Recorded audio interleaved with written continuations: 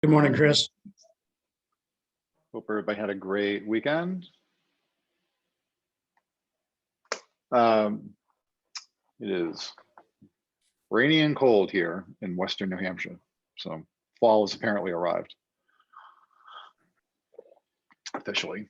So, all right, well, why don't we get going this morning? And please feel free to chat in your questions and comments, experiences, and all that. So always fun to hear from everybody. And today will be a little short, just a few slides, and we're going to be talking about emotional intelligence. And so what is emotional intelligence?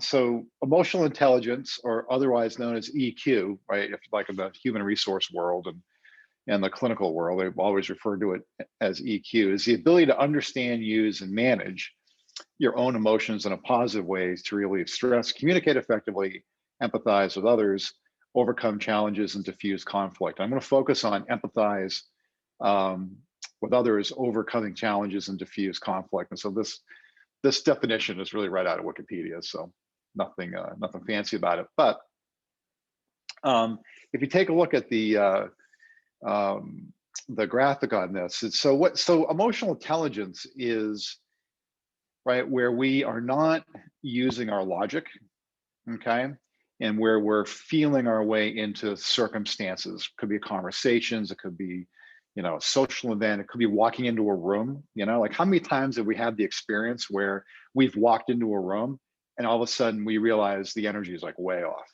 right? We've all had that experience, okay, right? It could be a social setting, or it could be you walk into someone's house, right, for a party, but before that, the couple had a fight, and you walk in and like you could kind of feel it. And it could be any number of these things. And so really that's using your emotional intelligence. It's really less about less about trying to apply your logic, but it's really more about self-awareness, your empathy, understanding what people's motivations are. How do we self-regulate ourselves? Because it's hard for us to feel into the moment if we don't self-regulate. Okay, so in other words, like I can't have a reaction to something and at the same time, okay, be receiving information, right? Typically, if all of a sudden I'm going to get exercised about something, or we get exercised, or we're in a conversation and all we're doing is kind of plotting in our own mind about what our next rebuttal is going to be, or what we're going to talk about. The problem with that is that all blocks emotional intelligence. So the EQ, right, or emotional intelligence, is really about how we feel our way, into circumstances and situations, without trying to diagnose it too quickly. And so this is kind of my definition, or my way how I look at the difference between the brain and the heart. And I'll give you some statistics. Some of this we've used before. But it's appropriate here to reuse it, because we're talking about how what of our resources do we use? Our bodies are soft technology, basically. We have emotions, and emotions are like our car dashboard. They tell us, if just like the car tells us, that we're low on gas, our emotions might tell us we're tired or angry, right? No different than the car's engine's overheating, So how do we use our soft technology? And one of the things I always think is so fascinating is that, the brain calculates and the heart feels. And so, I heard this, and I think we've talked about this before, is that the purpose of the brain, okay, is to just keep us from bumping into things, okay? It helps us run the computer, start the car, put batteries in a flashlight, whatever mechanical things. That's kind of what it does, right? Math equations, reading and all that. But the heart is really the feeling center of things. And so just as recently as 1991, science discovered that the heart has about 40,000 neurons, okay, that are very similar to the brain. So the heart-brain connection is a thing. Like, we talk about it, but it is physically a thing. And so when we're using our emotional intelligence, we're not using the brain. Okay. The brain barks at us all the time, right? And really what we want to do to the extent we can is turn it off, right? Put it in the corner and let's feel our way through this. What am I hearing, right? When someone's telling me something.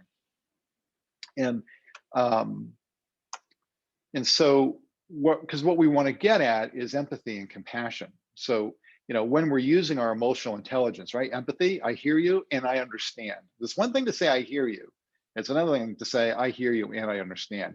And compassion is I feel you, right? And how can I help? Okay. And part of emotional intelligence is that, like, you don't have to say those words. Okay. Sometimes you do. But part of emotional intelligence is acting, right? Is, acting through, what are, um, what's my intent, right? And how am I going to interact with this person in a way where they feel heard? Okay. And hey, how can I help you? Right. And that's really what we're talking about with emotional intelligence. It's not manipulation. It's not, what are the right words I use to get someone to do what I want? Okay. It's none of that. All right. I mean, that's out there, but it's that's kind of like the dark arts, right? That's really not what empathy is about. Empathy, I mean, and emotional intelligence, it's really about, whatever situation you're in, is understanding what it is. Okay, not pretending that it's something it's not, and working your way through it. And one of the things that I always like when I talk about, when I think about emotional intelligence, it's like, it gives you the ability to feel your way through events without having to have all the facts. Like, you don't have to have all the facts. Okay. And I use this, flashlight in the dark image, because our brains want to have all the facts, right? And our brains really work hard to have all the facts, right? But if we're using our emotional intelligence, and if we're using our empathy, and we're using our compassion, the facts are kind of irrelevant. And that's really counterintuitive to a Western way of thinking, especially Western business. Okay. And but you don't need all the facts, right? And that, in some ways, facts kind of junk up a lot of situations. It's really about, well, why is someone behaving the way they are? Because it's not logical. So if it's not logical, okay, well, there must be something other than the facts, right? And that's where emotional intelligence, gets into, you being compassionate and empathetic. Maybe they're reacting to this situation because of the situation they had when they were a child, wherever the case may be, or with a similar circumstance, right? Whatever it might be. And EQ is gives us the tools. Okay, and think of our body as a soft technology. Gives us the tools to be able to work through things, and not always be applying this like strictly Newtonian logical way of looking at it, because quite frankly, most of the time it doesn't work. Because if people thought logically, right, we wouldn't have 99.9% of the issues that we have. There's always something else in there that's driving the way people behave. And our words become important. And I love this, what I'm about ready to tell you.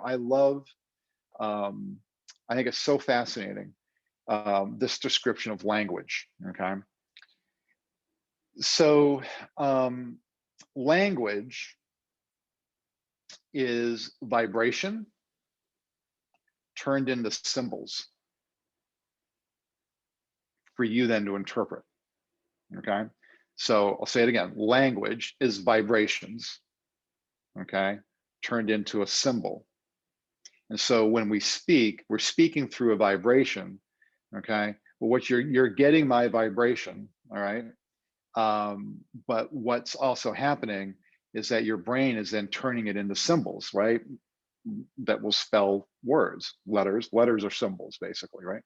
That will spell words.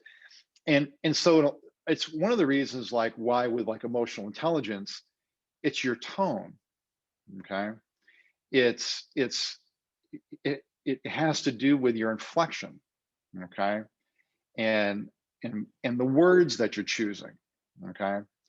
And so that's where emotional intelligence really kind of kicks in, right? Because you're emotionally receiving information other than the symbols. Okay. The brain's decoding the symbols. Okay. but your heart is hearing the emotion. And it's kind of funny. It's hearing it in your voice. So it's kind of funny, like with our pets. Okay, really good example is that like the dog doesn't really know what you just said. What he heard is the tone. Okay, now they might of course over time they become familiar with words and things like that. But it's really more the tone, okay, and the look you give them. You know, so so in any event, so think about that when we're talking to people. It is vibration turned into symbols. Okay, your heart is picking up on the vibration. Okay, your body, your soft technology is picking up on the vibration. It's your brain that's decoding the words. Okay, that's what the brain does, right?